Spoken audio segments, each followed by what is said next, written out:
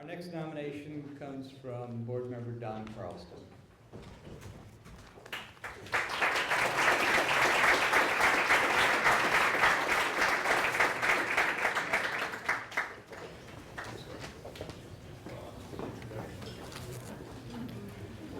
My brother Doug mentioned that the Broderbund Foundation morphed into this award ceremony for teachers, partly because Broderbund was an educationally focused software company.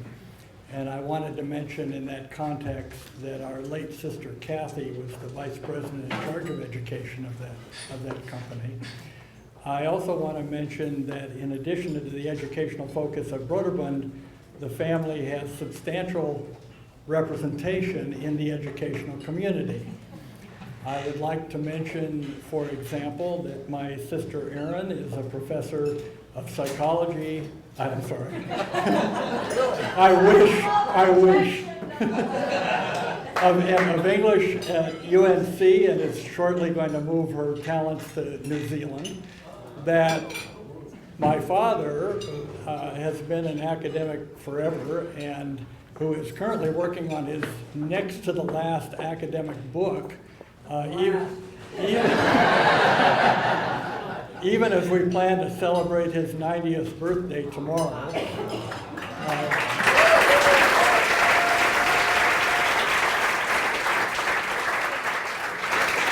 He was a professor of religion for many, many years. And I want to mention my lovely wife, who has been a special education instructor, a secondary school teacher, and a preschool teacher, Chrissy, who's back there.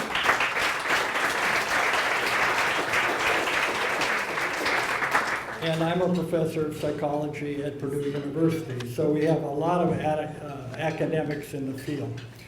I also want to say that it is really wonderful to see some of you who I've known for over 10 years and who keep coming back year after year for this ceremony, and how much we really appreciate your continued involvement and participation, and how wonderful it is to see you again and feel I've gotten to know you over the years. It really makes me feel like I'm surrounded by family, which actually I am. So thank you for coming back. I want to introduce Devan Watson, who will be introducing our next teacher. Devan described herself to me as having been very rebellious in high school. She said that if she was told to do something, she would do the opposite. In psychology, by the way, we call that reactance. Just to try to make this educational for you. As an example, as a senior, she got herself expelled from Spanish. And she actually asked the teacher who she was going to introduce, Cindy Page. She told her teacher about that, and her teacher managed to get her into a second Spanish class, a different Spanish class, where she again tried to get herself expelled. And this time, the Cindy Page talked to her and talked to the instructor and got her back into that class. And in the years since then, completing her high school, completing 4 years at Spelman College, where, by the way, at Spelman she majored in sociology and anthropology, basically trying to hit every social science except the one that I teach. 4 years at Spelman College and currently in graduate school in education, and she has never been expelled from class again. She currently is doing her graduate work at Georgia State. She has been on the dean's list every year there and many years at Spelman College.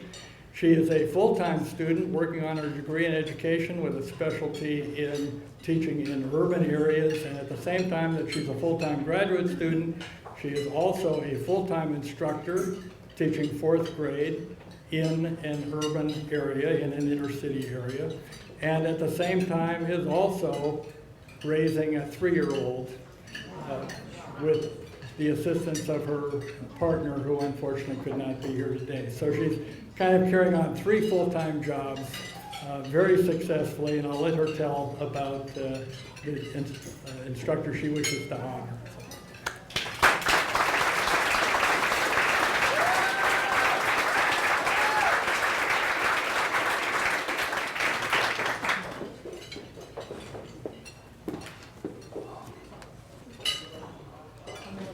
so I'll move this down a little bit.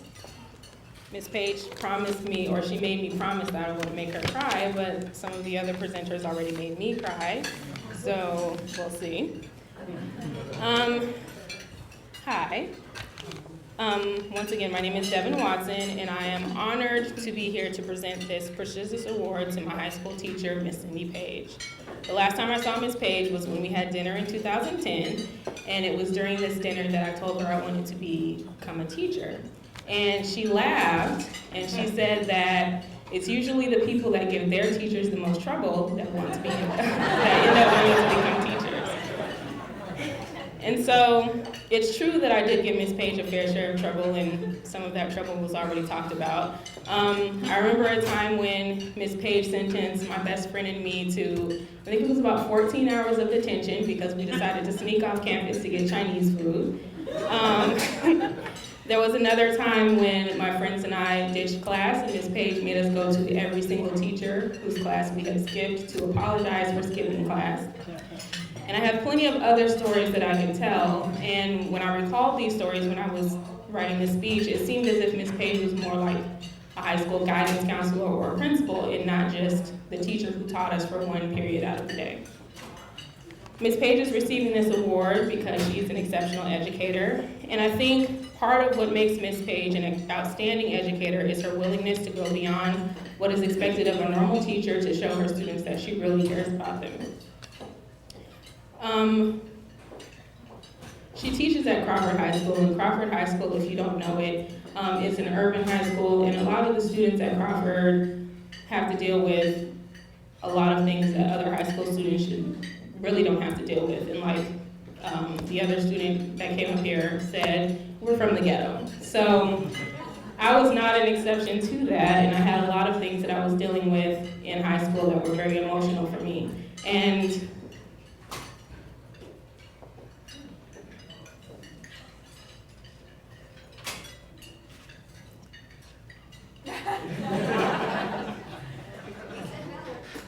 sorry, I broke my promise.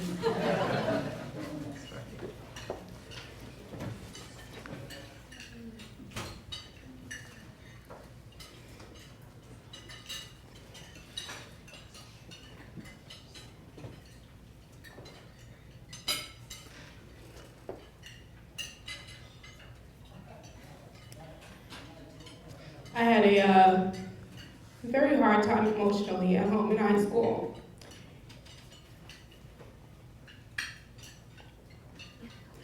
And there were times that I felt that Ms. Page was really, the only person that truly cared about my well-being and who truly cared about seeing me happy. And I felt that she went out of her way to make me feel special. In fact, she seemed to have a very close relationship with not only myself, but my group of friends. And I thought that she formed these relationships with us because we were her favorite students. But it took me some years to realize that Ms. Page has the ability to form these very close relationships with all of her students. And the ability to do this is because she has a way of making all of her students feel special. And she gives a lot of herself to show her students that they're important and that she expects a lot from us. She showed me in particular that even when I fell short of her expectations, she would always be there. And that she would always be there to guide me in the right direction. Now that I'm a teacher, I realize the importance of forming authentic relationships with my students. Because of my experiences, I chose to work in a low-income urban school, very similar to the ones in which I attended, and I use Ms. Page as an example for how I deal with my students. Ms. Page taught me the importance of feeling empathy for my students without feeling sorry for them. She taught me to be aware of what they're dealing with while still setting high academic and behavioral expectations. But most of all, she taught me that the most important thing an educator can do is not by teaching ever-changing standards and curriculum, but by forming very authentic relationships with her students and by creating a positive educational experience that child can carry throughout their lives. I don't remember who taught me how to add or subtract. I don't remember who taught me the Pythagorean theorem, and I don't even remember who taught me how to read. But I will always remember Ms. Page for making me feel special and safe at a time that I needed it the most. Ms. Page, I know that there are a number of your students who would love to be here to stand in my place to present this award to you. And I feel very honored to be able to do it. On behalf of those students who could not be here, I want to say thank you and congratulations for receiving this well-deserved honor.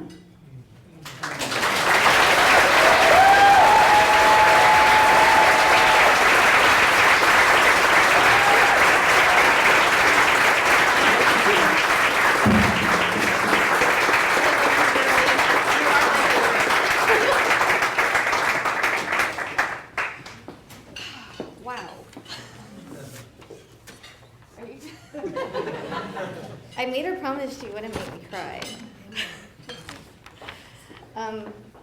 Devan, wow. I don't even know how to follow that. Thank you for taking time away from your family and your students to come here. Thank you for coming here.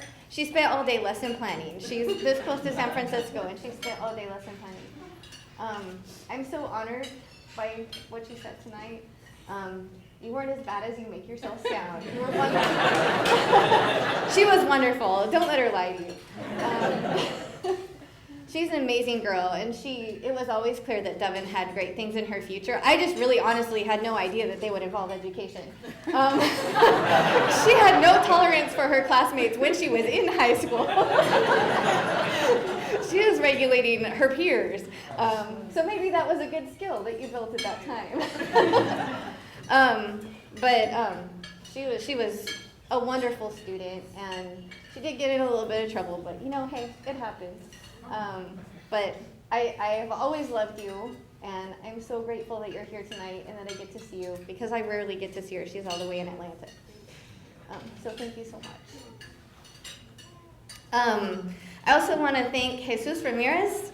It's kind of an interesting story about why Jesus is here tonight. We are Facebook friends, and he is now a rep for Dominican University, very close to here.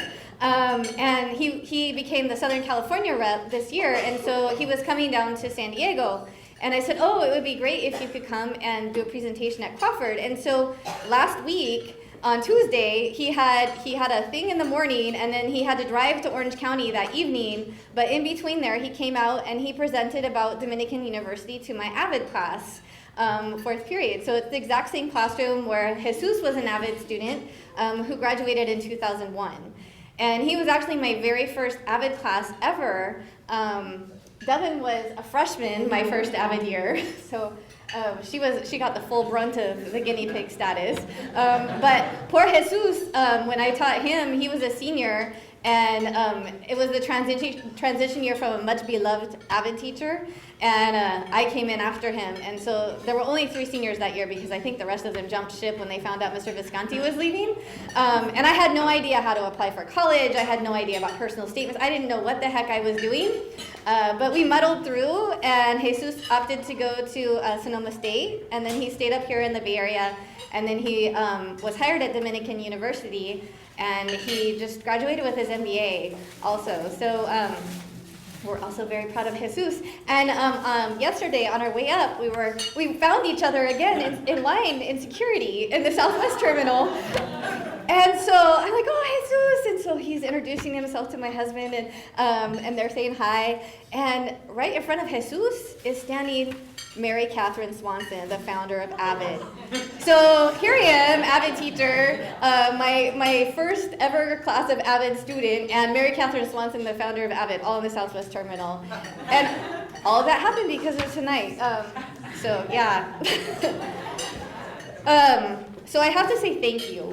And I want to start. I wanted to start by thanking you guys, and I also want to thank my mom and dad. This all started with you. Throughout my childhood, you brought people from all over the world into my life. You encouraged a love of languages. You spent your lives serving others and taught me to be a servant too.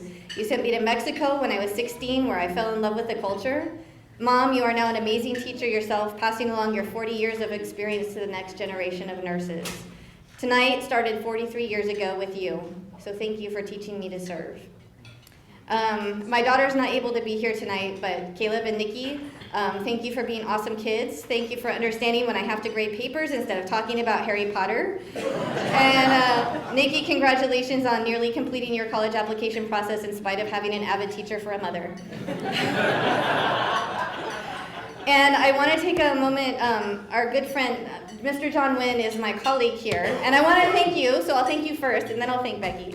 I thank you for your positivity that you brought to Champs when you came on the campus. You were like a breath of fresh air, and I want to thank you for that, and for creating a cult of math magicians on our campus, so whoosh. And even though she's not here, I want to thank Becky Breedlove because she was instrumental in making this process happen. She's an amazing mentor, and I've always said that I want to be like Becky when I grow up, and I still stand by that statement. I'd like to thank my partner and husband, Scott. You began this journey with me 23 years ago when you fell in love with Crawford right along with me. You not only tolerate my absence while I'm engrossed in helping students review for AP psychology exams, perfect their personal statements, or figure out why the heck the Common App won't submit, but you share my passion for my profession. You are, in your own right, an incredibly talented educator for whom I have so much respect, and it could just as easily be you standing here right now.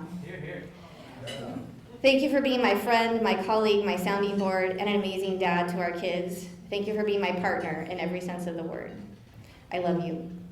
I'm so blessed. 23 years ago, I was given the opportunity to student teach in the Crawford Man Block, which focused on multicultural education. As Devan said, that means it's in the ghetto.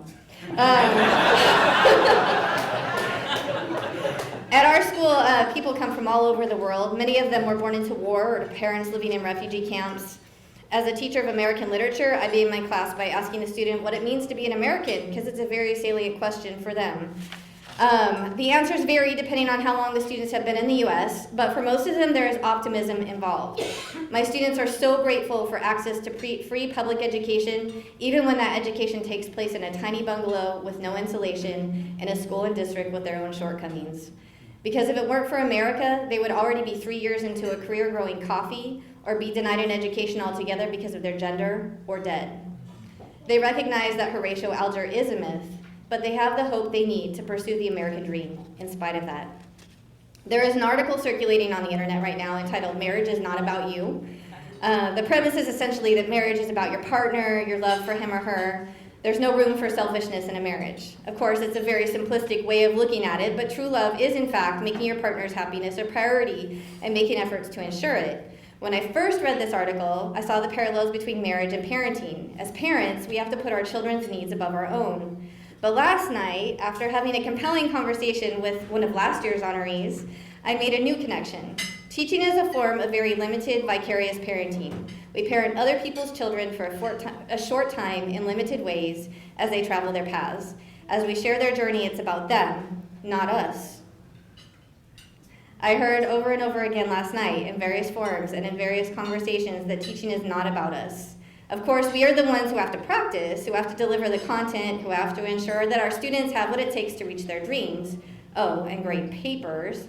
And we do all of this because it's not about us. It's about ensuring that each child who crosses our threshold leaves that place with the knowledge and skills about the world and themselves in order to gain the credentials to defend their voices as they take steps to make their country, their world, a better place. Esteemed members of the Carlston Family Foundation, thank you for making this weekend about us. Your generous foundation has given us this amazing opportunity to network with other professionals, to be treated like celebrities. My son was over the moon yesterday when we got to ride in that limo. To meet amazing people, to improve our practice. After having spent the last 23 years of my life in the inner city asking for things like printer paper and staplers for my birthday, this is all beyond belief. I so appreciate that with all the things that you could have decided to do with your foundation, that you've chosen to invest in us. I look forward to the opportunities to grow in my practice that will be open to me because of this honor, to the resources it will bring to my students. I thank you for carving out a weekend to make this about us. But I hope that you'll forgive me if on Tuesday, when I go back to room B2, I make it about my kids, because in the end, it's not about me, it's about them. And I am so, so blessed to work with them. Thank you.